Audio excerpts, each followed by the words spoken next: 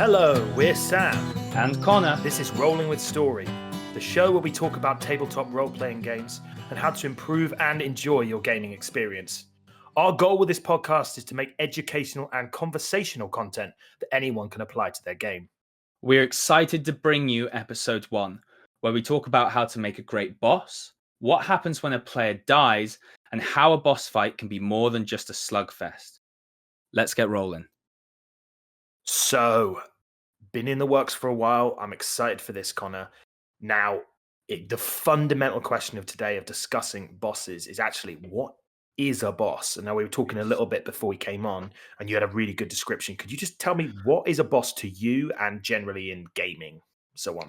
Yeah, so boss to me, it can be multiple different things. I think boss is either like a BBG, so an overarching big bad evil guy is what they call it, which is the overarching antagonist to your campaign, which would be your overarching boss. Or a boss could be, let's say you're doing a dungeon crawl campaign and it's the beholder at the end of the dungeon that's guarding all the treasure. It's the apex predator of the dungeon. It's the thing that you're here to fight. A boss, I guess, is a goal in a way. Would you say like a goal to defeat maybe? And you can place a boss in front of your players as a milestone or as a kind of achievement. It should be harder than, I guess, a boss to a normal combat. A boss should have a unique flavor and feel, and people should be able to distinguish between this is a regular encounter and this is a boss encounter. This is something that's going to be a challenge and something we're going to have to work really hard against. Yeah, I completely agree with that. It should be symbolic, is my opinion. It should always be a moment, a real moment, like not just you run of the mill, you killed some big goblins, they're a little bit scary. It's about the big guy, the boss, the goblin chieftain with the flaming sword, screaming war cries through his cave. It should feel different, like you say. Constructing a boss to feel different, we'll talk more about in a minute, but the symbolism for me is really important. And I'll the term all roads lead to Rome is one that resonates with me. And actually, all roads lead to the Balrog. For me. Every boss, you want that feeling of the giant flaming monster. You are scared. There should be an element of fear. People shouldn't walk into boss fights. Not that they shouldn't walk in confident, but they shouldn't walk in like we're going to breeze this. They should walk in that there's threat, because a boss should be painful for player characters. It should hurt. It should hurt. And Gandalf says to the Fellowship, "This fella's beyond any of you. Run." Yeah. You're out of here. Legolas, those arrows aren't going to fly here, man. They ain't going to fly. They ain't going to. Don't even throw the axe. Don't do throwing axe, dude. You've only got 3 of them. Don't waste them here. Yeah, no, I love that, extracting that kind of like the fight between Gandalf and the Balrog of being two great forces meeting, and evil always kind of having that upper hand, the Balrog always having the strength or the ability or the know-how more that far surpasses the players themselves, if you think of the Fellowship as like a D&D group. So I guess that's the question of like, how do you do that? How do you go about making, Sam, when you sit down to do a boss, how do you go about making that, engineering the Balrog concept into your boss fights? It's a great question. I like to start with the core vibe I want. So a consideration I'm taking is I made a boss you fought in my campaign, which I'll explain in brief what my campaign is at the moment. It's a sci-fi fantasy-ish. We call it cyberpunk, but it's drifted quite far from the traditional cyberpunk themes, but the name has persisted. You're kind of spacey, heroic vagabonds running through, doing Lord of the Rings-esque questy stuff. But you end up fighting this guy called Fingold the Restless, who's a spirit. He's like a weird spirit guy. But his thing is he's got big Wreck-It Ralph punch hands, and he's punching everybody. But he has these weird extra spectral arms, which are putting these spirit shackles on people. And the shackles were a mechanical deficit to the party. It decreased their to hit, their DC, and other associated things. The more of them you added in, the worse it got. Now that was a mechanical thing, but that really came from the idea as I was like, he's a jailer. His thing was that he was a jailer of people. So the feeling of shackles and chains and like subjugation was a big theme for me, which then I took that theme and then adapted a mechanic around that theme. Ooh. That's my my tact for that. I really like what you said there, because what you've really pointed out there is that bosses should have unique, flavorful mechanics. And I think that's a really good place to start when you're creating a boss fight, or a boss in general. Because I guess there's two parts to bosses. There is the kind of mechanically fighting the boss, and then there's the boss on the RP side, which we could come to in a second. But mechanical wise, you can't go wrong with what Sam's just said there of analyzing what the character actually is. They're a jailer, so I'm going to make a jailing-esque mechanic that works with the fight. That goes such a long way to developing a unique feeling boss, and every encounter is going to have that unique feeling because the boss is doing, well, they say on the tin, if you know what I mean. They're a jailer, they've got the mechanics for this. They're a Balrog, so they've got fire, they've got wings, it's got a whip, and it's got a sword. What do those things do? How do they impact the party? How do they impact the environment is another question as well. Like, a boss shouldn't just affect the party, but should affect the environment. And that also gives the feel of the boss having impact on the world around you. I know layer actions in 5th edition are a really big thing, but I even go a step further to where the layer actions are actually the boss itself. It's not the layer, but it is the boss has such power that they're changing and adapting the world around them. And that can give a really powerful force to a boss, I think. I think you're absolutely on it with the layer actions. And because statistically speaking, you will fight bosses more often on their home turf than the other way around. Usually you've got to the end of the dungeon, you're fighting the beholder, the dragon, the whatever that is at the end of the dungeon, which is his dungeon. It's their dungeon. So they own the map. And actually, you're absolutely right about changing the map, altering things can be really fun. I really like that. I actually wanted to kind of pull more on what you were saying about the layer mechanics. There's one in your campaigns that's really sticking in my head, but I'm interested to see what example can you give me of that?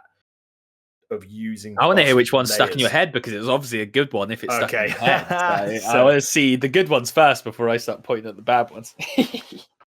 So the big one that stuck in my head was this guy Sol, who's one of the founders who are like these ancient child of the primordial entities. And he's basically the founder of suns, right? And like solar energies and things like that. That one really stuck to me because he had this weird. The map was divided in half, and we split the party. Like, we had no choice; we had to split the party. And there was like this weird laser field between us that separated half the map, and he could jump between the different sides. He'd leap over the boundary like it was a tennis net, but we couldn't go through or interact or cast spells on each other the other side. And that was it was so epic because it was the fight itself was completely determined by how he could manipulate the map.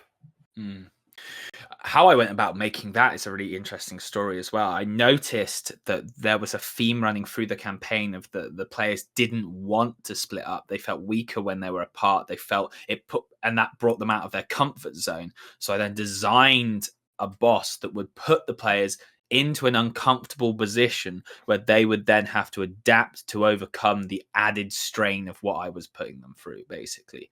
And that's a really good, fun thing to do with bosses, is trying to allocate places where your players might be a little bit weaker or where they might not have as much experience with certain circumstances, and then playing on that to put your players into that uncomfortable environment so that they adapt and overcome. And that fulfills your players more because they feel like they're overcoming even more of a challenge. If it's just a slogfest and they know they can hit really hard and they know they can take a lot of damage, they go, this is what I know. This is, it's not surprising. We know how this fight's going to go. If you can mess with the makeup of the fight, mess up with what people can do and what they can interact with, then you start limiting people's choices, which then expands creativity, I think. I completely agree with that.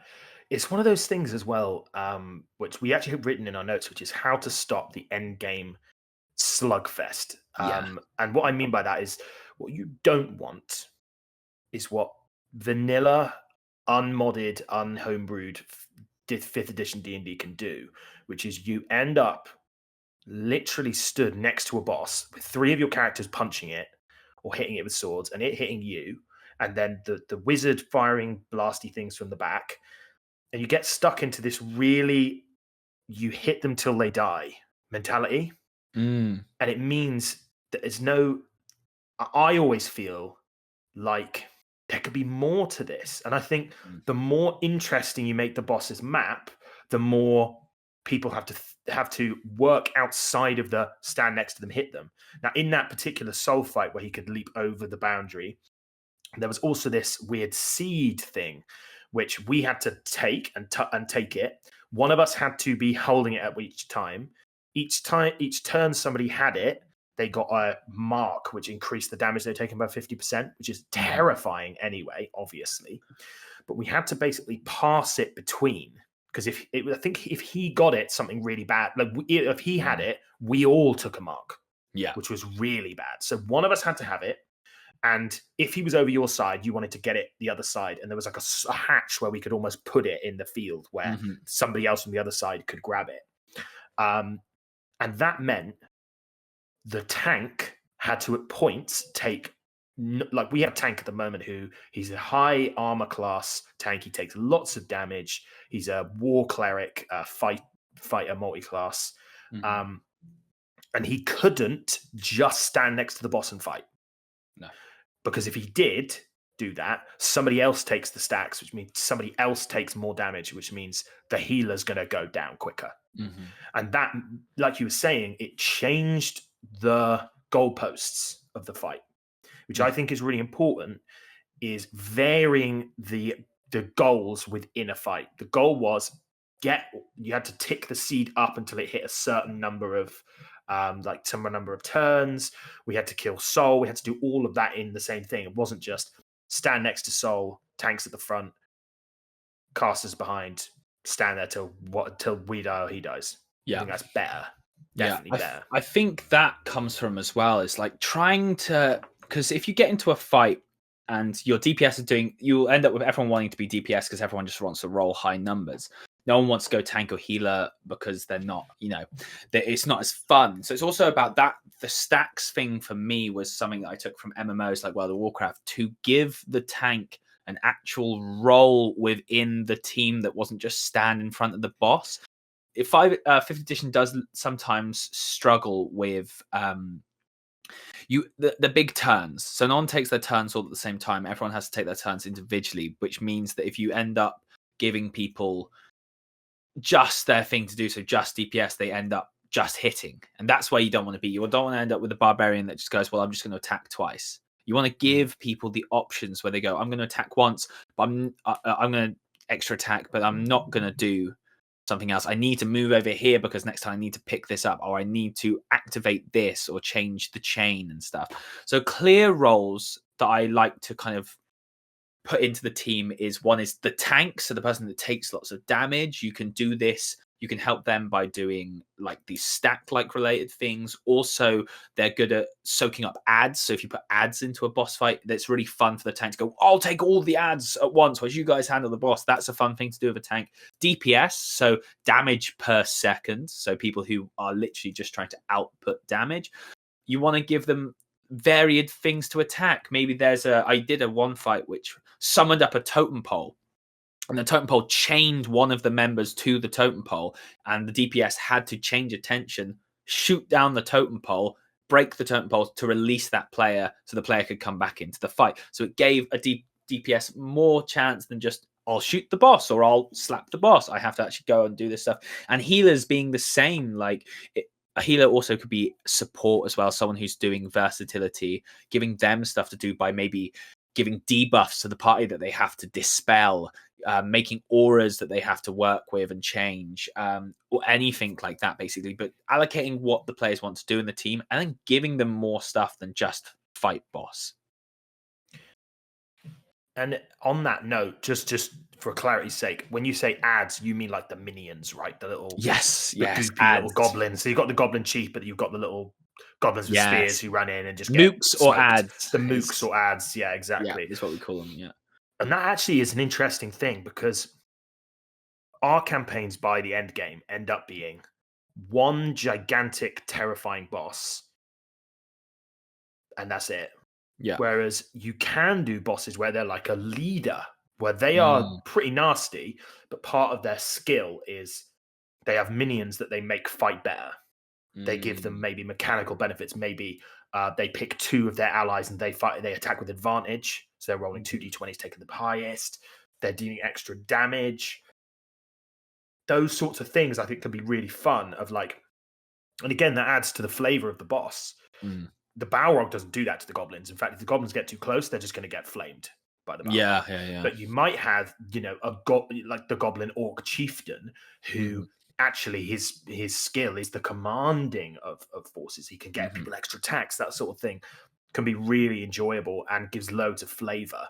The Spider Queen with all of her spider minions, that sort of thing is really cool. And then instantly what comes to my mind with that is you have a leader, and then maybe some of the minions are carrying crystals that shield the leader. So you have to kill certain minions, and then once you've killed certain minions, the shield drops for a time, and you can attack the leader, and then the shield goes back up, and minions are holding the crystals and trying to get away. And so you can mess with this if you want to do a leader thing. Make them invulnerable, make them not able to attack unless they fulfill objectives, and then they've got a window. That's quite a classic use in games. You see it in like kind of RPGs quite a lot. One thing that I like to really do as well, because boss fights sometimes can last a really long time, especially the way we play it, where we pump up the numbers and we're all rolling ridiculous dice because we all love the clatter of the dice. Is phases. I don't know if you've taken this on as well. Have you run phases now as well, which is from MMO once again, World of Warcraft style games, where the boss will change its abilities as the fight reaches certain goalposts. I think that's a great way of going. You're used to one way we're fighting, say the Spider Queen, she's shielded, you get her down to half health, and then the fight changes. The minions all disappear, but now she shoots out webs, and actually part of it now is evading the webs or burning the webs away to get to her, or she goes up in the sky, climbs up high, and how are we going to get to her to continue the fight? And like, the phases are a great way of doing that and carrying people through, I think. 100%. It's one of those things too where the phases can change the actual the visuals of the fight, and it's something I always really have enjoyed in your campaigns, is when a boss reaches a certain milestone, we've ticked off that much health, or we've done some event. We'll talk more about I'll come back to the event actually in a minute. They physically change, like he's a werewolf, so he rips off the layers, and he's this giant hulking werewolf, and he bursts out of his own skin. It's all scary and spooky, and he powers up, that sort of thing. Now, there's ways mechanically you can do that. I often have I don't know if you do the same, but you have like a phase 1, phase 2, phase 3 hit points, and then once they hit past the phase 1 hit point, you're into phase 2, that sort of thing. One thing I really enjoy is when it's also can be adjusted with milestone things. Now, there was something happened in my campaign recently where they were fighting this weird Dream King guy. He was called Malifane the Dream King and stuff like that. And he got them in their dreams, and they were all in this dream, and it was all Freddy Krueger-y. And they got him down from phase 1, they got him to phase 2. And phase 2, he like transformed into the map. So he became this like ticking clock where the second and the hour hand was spinning past, and basically I made a roll whether it was the second or the hour hand. Each one had a different layer action effect that would do something. That's really cool. Sick mechanic that got one turn because they found a way, because it basically was a clock with 13 hours. So it's the 13th hour. He did this whole 13th hour, 13th chime, blah blah blah blah blah. The 13th classic. Which has actually been a theme throughout the campaign, is the 13. The number 13's come up a few times. I remember you talking about this one, right? And then they sussed it out. They sussed out the clock mechanic, and they chose the 13th hour. Did one of the players destroy the 13th hour or something? He disintegrate spell the 13th hour, and I thought, well, okay, he had 200 more hit points in this phase, but like, if I effectively ignore what he just did, I've starved him of a spell slot, and he doesn't feel cool. We'll talk more about a DM's job, but one of the DM's jobs is to make your players feel cool. They come up with a sick idea. it's my job to go, yeah, that is a cool idea. That's better than what I thought. So I just went, yeah, okay, that's just going to completely chalk off that phase is gone, done. He's destroyed the 13th hour, gone, next phase.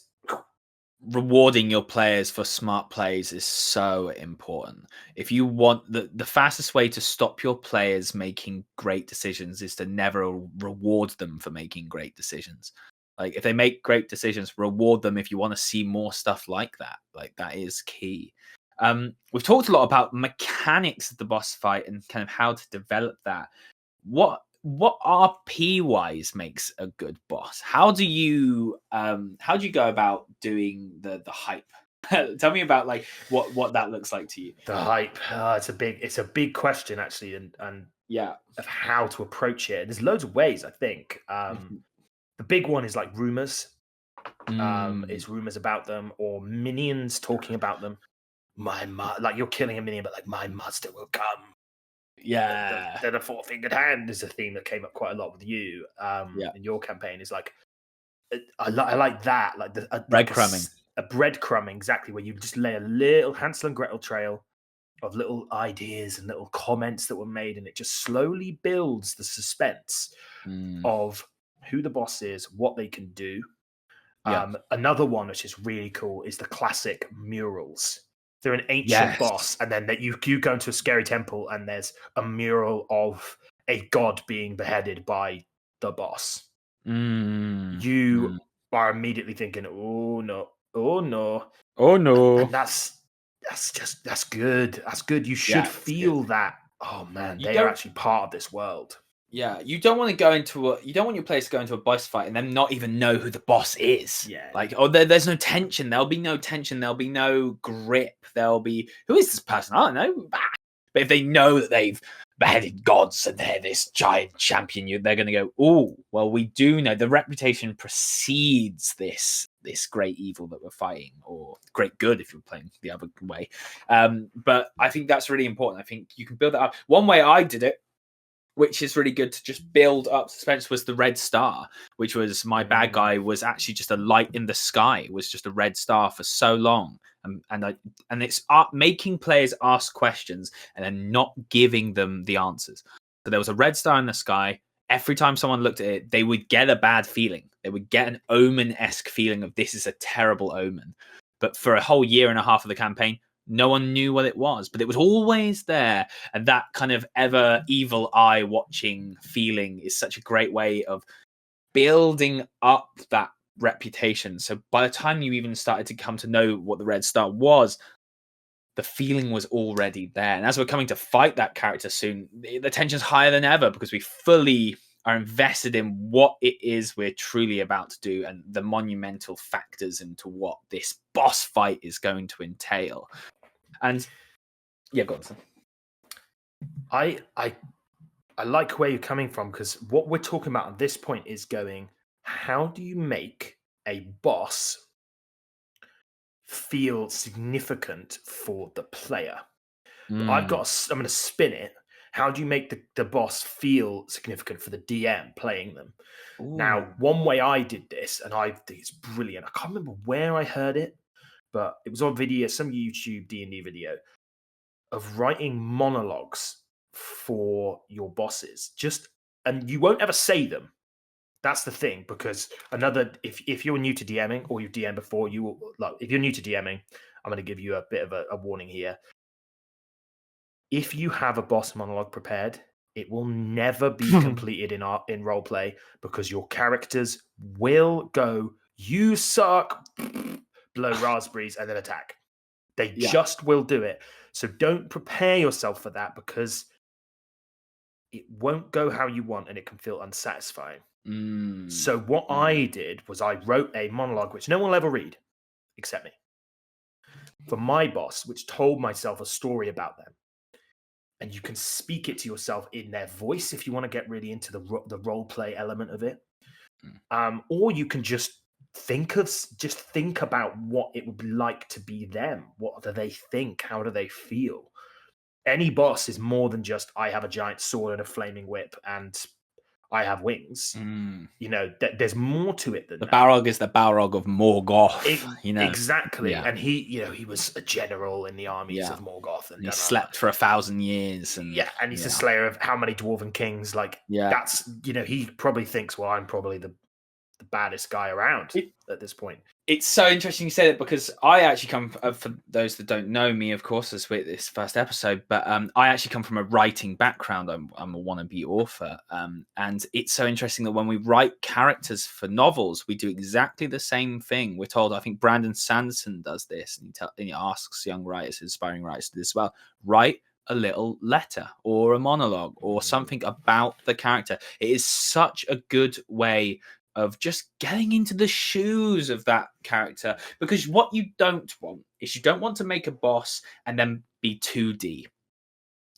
Like, you need to give them, they need to have, like, a really good example of this is like Thanos in the Marvel universe, the Endgame stuff. Like, he had a goal, and his thing was, it's an awful goal, but I'm the only one with the will to see it done, so I have to do it. He took it on as almost like a martyr. No one is, it has to be done. I have to do this. We need it for the resource, whatever flawed logic he had, but he believed that he was the only one with the will to get it done. And that was his pull through. That was why he was doing the terrible things he was doing, because he truly believed that he was doing the right thing. And I think if you can get into the mind of a character, and also you can have nefarious, just straight evil characters if you want, but some good, the flawed characters, really interesting to explore, finding out why the BBEG is doing these things, what twisted logic is in their brain that convinces them that this is the right thing to do. Is it the right thing to do in that person's perspective? Who knows? But that's a really good way, and writing that out solidifies it, makes it real for you, and you can read that at any time to help you get back into their shoes. Great idea, Sam. I honestly love that. It is key. Getting back in their shoes is really key. One thing I think with boss fights, and actually we'll probably touch on this again in another episode about role play, is it is difficult to manage a mechanically satisfying boss fight whilst providing cool RP, cool role play on the fly, and it's you against people, because basically this is how it will go every time. You will think of X cool thing that your boss says. It will be probably deprecating to the party. Mm-hmm. The party will have response Y, which is, I tell you almost always, you suck, we hate you, you're going to die, we'll litter the floor with your blood. It will be that. Yeah. I am I'm a sensitive soul, and things like that can really eat away at me, where I'm like, oh, I came up with something cool and they just said I suck. Like, I don't suck, I'm working really hard. And like, but you have to get in that mind state of, the boss is not going to get fazed by what they say. No, hell no. And sometimes the players will act like they're not fazed by anything the boss says, but they are. They are. But what you can do is, what you were saying, is you can breadcrumb for later. That boss can make one comment which everybody goes, what do they mean? It happened in that fight against the Dream King, where he said, the worlds will burn from the crystal moon of Mirantat. And everyone was like, what is this crystal moon? What is this? And he mentioned it again. They were like, okay, he's mentioned it 2 times. Now it's definitely something spooky. A few episodes later, they find out that the main bad guy has basically, he's turned an entire moon to crystal and turned it into a Death Star laser. Sick. And he can just shoot planets across the galaxy. And that's what he's doing. And they breadcrumbed it. They went, ooh, that's really significant. Even though they went, we won't die, they still went, okay, that is really important though. So I will log that. So it's a cool opportunity to breadcrumb when there's stakes. Where there's stakes. Now, one thing I want to discuss, because it's so important in big boss fights, because this is probably the time it's going to happen most. Player death. Gosh, yeah. How do you deal with that? Because I've had 1, you've had more than that. 4. So 4. Yeah, how do you deal with that? So I've changed a lot of stuff how I approach these things through like trial and error. One thing I will approach is that death needs to be a thing that can happen. If there is no death, there is no stakes. If there's no chance of losing, then you will never care whatever fight you're in, because there's no chance of losing. It's like plot armor in the story. Like, if they don't believe that they are vulnerable, then it won't happen. Respect is how you approach a player's death. Respect. So you give the character as much respect as you can. You let them have last words. You let them deal with it how they want to deal with it. You hand over the reins a lot to the player, and kind of, you know, how would you want to do this? How are you, say they died, I'm going to give you some last words before you die, but you won't get resurrection spell because you're dead. That's a lot of thing that I found. The first couple of character deaths is, by the time they're dead, they're already dead, so they haven't said their last words. So now, instead of doing death going down unconscious, I do like bleeding out, so you get a chance to speak. The character's not part of the fight but can still RP, so the person doesn't feel like, I've been punched and my life's gone and now I'm on the floor and I might just bleed out and die, and I've not had any last words, not had any stake in the story, or been able to give a letter to one of my character friends to tell them to go on and stuff like that. So you can do things like, I've done before that someone's died and they've had a letter and they've left a letter in their pocket, and the letter's read out, and they get the last words that way. But I would say the best way to do it, because it will happen, but approach it with respect, or approach it with as much respect as possible. Yeah, it's hard. It's hard. It's really hard, because I really struggled with this in my first campaign. So my current Cyberpunk one is the second installment of an earlier campaign. And in the first one, I couldn't let people die. I literally couldn't do it. I had this thing where I'd get people to death and then I'd bail them out. Mm-hmm. The term being a deus ex machina, God in the machine. I just basically make up a way that they can mysteriously not die. Mm-hmm. And it was really unsatisfying for me. It made me feel like I failed every time. Yeah, I get it. Actually didn't make them feel good, because they felt like they got to keep their character, but it was kind of like a false life, exactly. You've reanimated them like Frankenstein. That's what I mean. It just wasn't right. It wasn't right. Whereas this campaign, I was like, nope, people are going to be able to die. Yes. And if people die, they actually just die. And it was really liberating for me.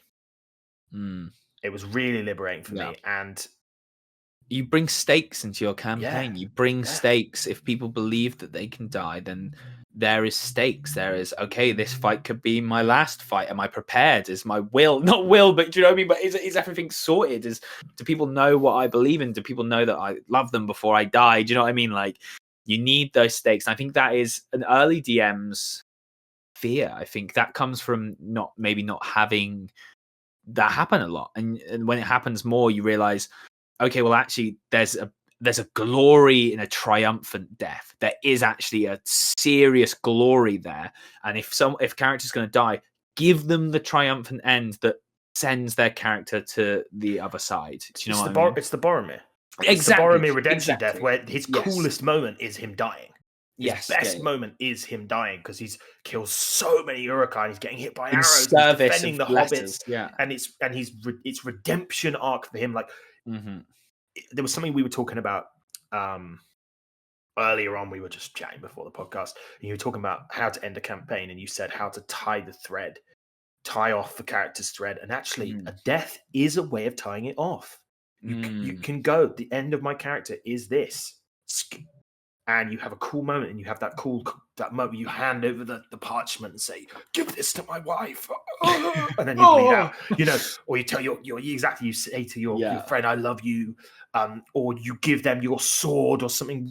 Like, there's so much rich role play and narrative you can have in a death, and if you take deaths away, why are you having bosses then? Why are you fighting? Why are you fighting? Why are you fighting? Because if you fight and you always win, it's not so fun. It's not so fun. Now, I'm not saying to DMs, intentionally go out and kill your players. That's not what I'm saying, because it has to be the threat of it. There has to be the threat. But it needs to be balanced with, it isn't happening every fight. Because if it's happening every fight, I would say, it's exactly. Respect.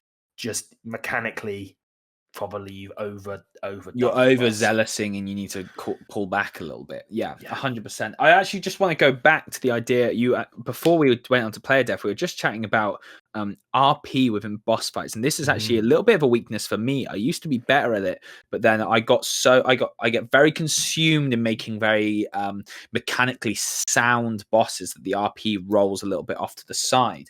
And one idea I did have that I try to implement now, which really does work, is from the monologue that you write of your character or the ideas you have of your character, write down 3 RP things you could slip in to the fight. Have them on the thing. So you make your mechanics, make your stats on the side, just go, could reveal a tale about the BBG coming, or could reveal some type of whatever you want to progress your story. What would the boss know, and how could they reveal that through words? At least then you are giving yourself framework for the RP of the fight, like you're giving yourself framework for the mechanics of the fight as well. So you're working both sides of that angle, I think. Ding, ding, ding. That idea is a winner, ladies and gentlemen. That idea is a winner. Yeah, I literally love it. I just think having that thing they say. When I remember, it wasn't even a boss. He was just a guy we fought so early in the campaign, which is we just went to the downs floor of some castle and there were zombies. And there was this weird shaman guy, weird wizard guy, and it was in campaign 3. Really early on, like we just come to the new land. New land. We fought this guy, and he just said something like the red star is coming. Yeah, like the red star cometh, and that's literally the most significant thing about him was that he said that. Yeah, and then he got smoked. We killed him. And in fact, I think he said that as he was dying. Yeah. So it was like rattle. Exactly, and that is I can remember it now. Even though really it was a really early on fight, he was just a guy at the end of the sort of at the end of the dungeon, not really a boss. But he said that one roleplay thing that made him significant. What is the purpose of putting that NPC / boss / character into the story? What purpose are they serving? That one guy's purpose was to breadcrumb the coming conflict. So it does a boss also, you could have these giant bosses, but you could have the end with just one weak guy that says something RP wise. What are you trying to intention? Everything having a little bit of intention. Why is it there? Why are you giving this to your players? Why are you showing this to your players? It's very much like that in storytelling as well. Every single piece has to have its role. And that can be really daunting because sometimes you're ad-libbing, sometimes you're improvising, but just roll with it. Just go with something or make it up and go, Gazgalak is coming. Oh, and then you die. And then the next day you sit down, you write who Gazgalak is because he doesn't exist yet, but you thought this would be a great place to breadcrumb. And now you've got a new boss for your campaign. Do you know what I mean? Yeah. And what you've done is you've exposed the most seductive and the filthiest part of DMing, which is you can make anything up at any time. There is no restriction. You can literally edit bosses on the fly. In fact, most big D&D people, like DMs, like Matt Colville, I'm going to name drop him now, among others, say the boss you write down is the version 1. Because you will have got something wrong. Of course, you have got something wrong because your players, or there's an ability you want to be scary, and it actually mechanically just doesn't work, or the players are just getting rid of it. Don't just make your bot go, oh, the players are rolling really well. Okay, his AC is now 10 points higher. Don't do that. Don't do that because you're taking their fun away. What you can do is you go, okay, they're chewing through his hit points. And actually, the boss is going to do something to react to that. Rather than just editing it, you go, okay, you know what? He's like a telekinetic guy. And what he's going to do, he's fighting with his sword. He's going to drag a wall out of the building, and then he's going to take the wall and have it like a big wall shield. It increases AC by a bit, but the structural integrity of the building starts to go, and things start falling from the ceiling. Incredible. You've made a lair action, and you've changed the boss on the fly. The players feel like he's evolving and reacting to them. What you've done there is you've perfectly described what you can do with phases. You could literally just add a phase in and go, something in this fight needs to change. We're going to phase 2, and I'm going to think of a way of upping the AC to make it harder, but it's become more vulnerable in other ways. So now you have to shift the game, and that can all be first draft as well. Like you, it works like that. Use these kind of different phases and ways to alter and change the boss to adapt. Be respectful. Once again, comes back to the respect for your players. Don't just go, oh, they're whooping my boss, so I'm now going to make them mega death and it's going to destroy everything. But change it, alter it, make things stronger, things weaker to adapt the fight. One thing I like to think about is I've done my first draft. It might have altered some things. I might have had to change a little thing here. But the thought path that goes through my head when I do that is, can the boss do this? If my boss is a pyromancer, is it feasible that they can make a giant fireball that's a bit bigger and does more damage? That's feasible. They're a pyromancer. Do they suddenly start doing ice magic to trap people? No, they're not an ice mancer. Do you know what I mean? So keep it in the vein of your character and no one will be the wiser, because you just have to think, can this boss, does the boss have the ability to do this? If they do, then no one will be the wiser, because the boss can, because the boss is literally your creation and it can do exactly what you want it to do. It's an interesting thing, isn't it? I just thought of a side note. I thought it was kind of cool. You said ice mancer. Would the term be cryomancer? Cryomancer's better. Like cryo and pyromancer. I just thought of it. It would be cryomancer. Cryomancer's cool. But cryomancer's and you're right. You're absolutely right. And it has to be in keeping with the boss. It just has to be in keeping. But you can do some scary stuff. There was one guy who was a recurring villain in your campaign 1 and campaign 2, and actually campaign 3. Oh yeah, Arcanius the Dreadblade, who was one of the 3 seraphim angels above archangels. He went evil. He couldn't interact with the mortal world. I think the way he's tied it, and then he was trapped in a sword. Trapped in a sword. The sword was wielded by an archangel. It was really crazy, but we fought him a bunch of times. One of his abilities was basically he Dementor soul sucked you, and he'd grab you, and he was ridiculously strong, so difficult, and he'd basically just start soul sucking you. And D&D mechanics wise, he forced you to make a death save without really doing anything other than just restraining you. So he'd grab you, you take a death save. And he just sucked the life out of you, and it was absolutely terrifying. Because and what that did was, we were talking about earlier about changing the pace of a fight.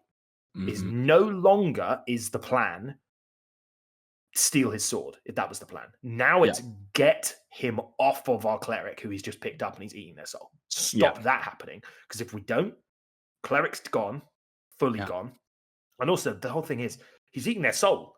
You can't revivify someone from that. Yeah, you know he's going to get you, and it's permadead. You know it is. So it's bad. I've got some things on that. I think one thing you just said, though, is absolutely excellent. Everyone needs to pay attention to it. Is the pace of a fight. That's so important. Everybody jot that down, because throughout the course of a fight, if it's lasting a whole session, so maybe 3 hours, pace is really important. You can feel people. It's about being in tune with your players, knowing what they're like. If people start to tune out or people start to become unfocused, change the pace. He grabs, starts to suck the soul. Oh, panic. Now we need to focus again, and they can go back down, and then you change the pace. See it as a wave. Ride that wave and guide your players with pace. Change focus, change ability, but pace is such a great thing to think about. I also think one thing on top of that, which the soul-sucking thing is, and it's so important, to make a boss feel scary. I know, like, sometimes you really want them to be terrifying. Breaking the conventions and rules of the game is a great way to go about that. Let them do something that the rules don't even allow, and that will, put the pooper in your players, because they'll go, they're breaking rules. Like, how are we going to fight this? How are we going to do this? But it's such a good way of going, these bosses don't play by the same set of abilities, same set of rules, and that could be a really powerful thing to play with, I think. Which they shouldn't. They shouldn't. They should not play by the same rules as the players, because the way, and people will have watched videos, but I'm going to briefly explain, probably quite badly, the term action economy in terms of D&D. The players, a 4-person party, has an action, a bonus action, and movement per player. A boss might have 2 attacks, 3 attacks if you make him really nasty. Maybe you forget to even give him a bonus action. So actually, in terms of combined how many things they can do per turn, the players total get more to do than the boss. Now, the action economy favors the players on that front. So there's things you can do to change that up. The boss can you can give them more actions. One we've been doing recently is reactions. Mm. And I personally love the reaction with a trigger. The trigger is you fail to hit with an attack against the boss. You fail to hit, and he makes a retaliatory blow. He parries and then riposts and stabs you with his sword. And he actually just got a free extra attack, which hurt. You go, oh no. And you can change that. And actually, the pacing's so key. If the boss feels like, and you've used this term before, I really like, which is rubber sword, as if they're just going, and it's just not doing anything. And you go, okay, why mechanically is that happening? Could in the next phase, okay, he goes supernova. He now takes, he's vulnerable to these damage types. So there's 3 damage types. He's got like a fire rune, an ice rune, and like a lightning bolt on his chest. And the players then work out, okay, he's now vulnerable to those 3 damage types. So we're doing double damage with those. So everyone goes, right, fire magic, ice magic, the pyro, cryomancer, and whatever the lightning bolt one, electromancer. There you go. Yeah. But the boss supernovas, and now he's got 4 attacks. So he's taking more damage, but you guys are taking more damage, and it changes the pacing. I always think of Dungeon Masters, and the way I've thought of it has changed throughout my kind of DMing and playing life. I started off thinking you were the bad guys, and that you were the game, and that your job was to basically stop the players doing the stuff they wanted to do. And then I realized it wasn't. Your job isn't that. I went to the next phase of evolution, which was thinking your job is to support and help your players do the cool things they want. Then I realized also it's to do that, but also you are the choir master. You're the orchestrator. Pacing is your thing. Tone is your thing. If the tone of the campaign, actually, there's a really emotional moment where a player goes down, or a non-player character, an NPC goes down, and the boss kills them. And everyone has a moment where they're like, no! And there's some awesome RP. Don't cut the awesome RP. Don't cut them off and go, the boss makes the next attack. Wait, give them time. If what they need is 5 minutes of going, guys, this is horrendous, in RP going, no, Jacob the Pack Goblin's dead. And everyone's crying about Jacob the Pack Goblin. Let them have their moment. And then bring the pacing back up. Maybe the boss kills him, laughs, and then just forgoes the rest of his turn. Forgoes his next attack. He goes, ha, ha, ha, ha, like he's dead. This is brilliant. And that moment, people then go, I hate that guy more than I thought I did. I despise that boss. He needs to die. Now, pace has changed. Vibe has changed. Yeah. Once again, I totally agree. I think as well, I just had another thought as we were speaking, when you change the phase, makes them more vulnerable, more attacks. A good way to beat the slogfest as well is low HP bosses, high damage bosses. This is something that I've been really messing around recently as well, is cut their HP by like half. So the fight is fast, but the fight is dangerous. Like people are really taking a lot of damage. But it feels choppy and fast, and maybe you slow it down again. But if you notice you're getting in that slugfest, that's a good way of doing it. Cut the HP, but bring the damage up. It's another great way of doing that. And I think, and back to the point about the Pack Goblin dying, the way I like to play bad guys is like, look what you've done. I would go, depending on, I'm thinking of my main character now. My main character would be like, look what you've made me do. I've killed one of you now already. Why don't we put this aside and we can just stop fighting, and we can, you stop trying to pester me, I'll stop pestering you. I've killed one of you now. And then they go, no, we're going to still fight you. And then he goes, right, when he picks his sword back up and goes, on guard, then we'll keep going, kind of thing. They'd like, it's good. I think it's so important to allow space for RP, but it's so much easier said than done. It's really a skill that you pick up over time, that you develop, that, I think I'm still working on it now, and I've been playing for like 8 years. No, longer now, like a decade, I think. But, it's still a skill that I'm trying to master and perfect, I think. Yeah. And it's intuition. It's just experience. Yes. You just learn when the right moment to say that is. Like, do you need to put your boot on the neck of the players if they're at a really emotional moment and they've lost a player character? Maybe you don't need to gloat. Yeah, maybe the boss just stands. Maybe he's sad that he's had to maybe kill it's one of yeah. you. The It's like, Thanos. look what I've had to do. Yeah, exactly, and that Maybe- can be super cool. It adds layers to your boss. The players get their moment. Mhm. I think those moments are really important. I agree. Really, really important.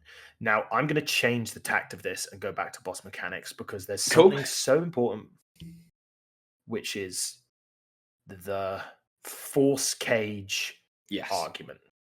The Now, DM's for those veto. that aren't, the DM's veto. Now, force cage is a spell. Basically, unless you have magical means to get out, you're stuck. So a dragon is stuck.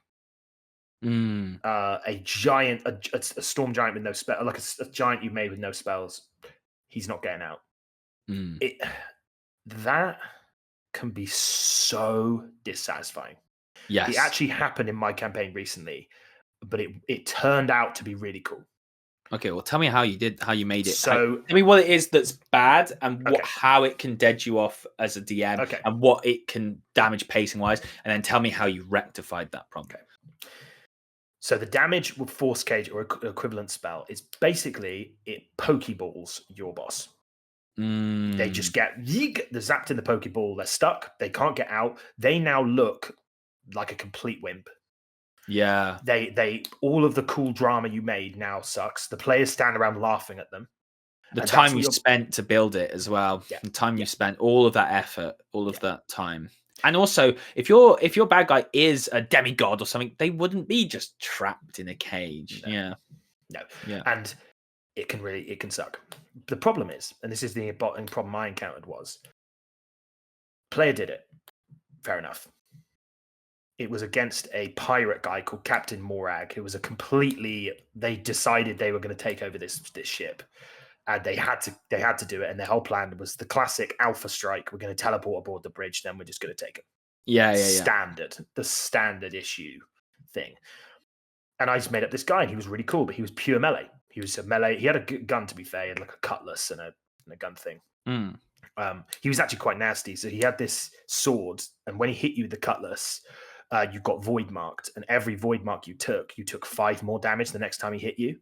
So it went from a 15 damage weapon to a 35, 40 damage weapon. And it was really scary because people were then going, wait, these don't just go away? These stacks don't just go away. Scary. Anyway, the force cage. He gets force caged by the wizard. I was immediately like, right, this has ruined it. It's my initial reaction. So I went, this has ruined it. And my player went, yeah, but I took this spell.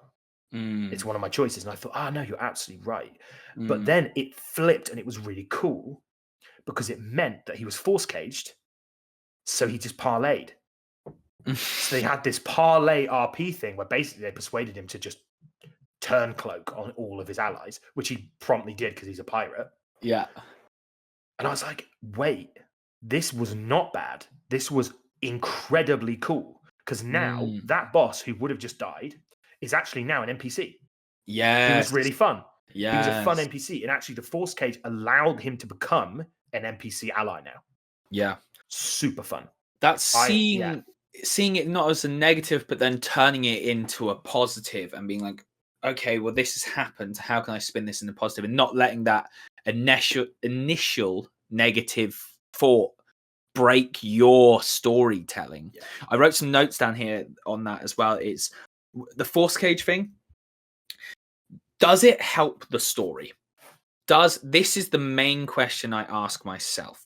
Does it help the story? If I've been building up this BBG for 2 years to be the bad guy and someone force cages it and completely nullifies the fight, does that help the story? Does that give my players a satisfying end to the campaign? The answer is no. How do I go about that? And if I'm changing the force cage stuff so that doesn't happen, how am I still rewarding my player for using such a high level spell? Is it going to become a debuff? Is it going to alter the chemistry of the boss? Is it going to make things easier for them? Not completely destroying the spell and saying that doesn't work, sorry, but trying to change it into a debuff or something that they can still get value out of doing the things that they've chosen. I think the argument your player had of, well, I chose this spell is a really valid argument from a player's perspective. But then it's your job as a DM to express to them, it doesn't help the story. It may be really cool for you, but it doesn't help everybody's story. You made a really good job of turning that into a real good positive, but it sounded like that boss wasn't a main villain. It was a villain that we're fighting alongside. So that's fine. But if it's a big boss, I've had someone try to polymorph like a BBEG before, and it's like they're going to pass the save, but also I'm not going to allow you to turn my boss into a chicken. It's not going to happen. Unfortunately, and I feel so bad for saying that, but when I play D&D or TTRPGs, the main reason I'm there as a DM is story. It's the core of who I am, and I express that really well to my players when we start. I go, I'm a story DM. I'm really here for the story. I'm here for you guys to create a story, not really me. I'm here to build your guys' story up around you. And that spell doesn't actually aid the story. It doesn't help us create the type of environment that I want to create. And that becomes a conversation with a player. Just talk to the players. Be like, I don't want to completely take away your spell. I want to alter the spell and make it work so that you can use these really cool spells within the context of the story that I am trying to create, I think. It's so key. Tone, pacing, that's it what it's about. And that comes down to it. Narrative pacing. Narrative pacing, tone. Yeah. If he gets turned into a goofy frog, the tone's gone. Yeah, the tone's gone. The tone's gone. And like, you know what? If that's the theme of your campaign, it's a goofy campaign where that things can happen. Sure, go for it. But if your campaign is a different tone, fantasy storytelling, it's not the right tone. Yeah, the tone. But there's like you said, there's ways around that. For sure. Now we're reaching the end. So I think it'd be good if we do a little summary recap of what we talked about. So we started off talking about what makes a boss good. We discussed mechanics of how to make boss fights interesting and unique and prevent slogfesting punch-ups. We talked about map interactions. Player deaths, a little bit about player deaths as well. Player deaths, hard thing to talk about, but important. And the DM's veto. You are allowed as a DM to say no, provided you give a justifiable reason to your player and you discuss it with them. Yeah. Don't just say you can't use that spell. Yeah, go, hey man, I don't like that spell for X reason. Can we change it so it can do this thing in this scenario? Because actually I was proved wrong. The Force Cage was awesome. It was great in my campaign. I didn't think it was at the start, but then it was awesome. So I'm glad it happened. Really seeing the opportunity. Seeing 100%. The opportunity in it, for sure. Yeah. Brilliant stuff. And I think that'll wrap us up. So thank you for everybody listening. Amazing. Thank you much.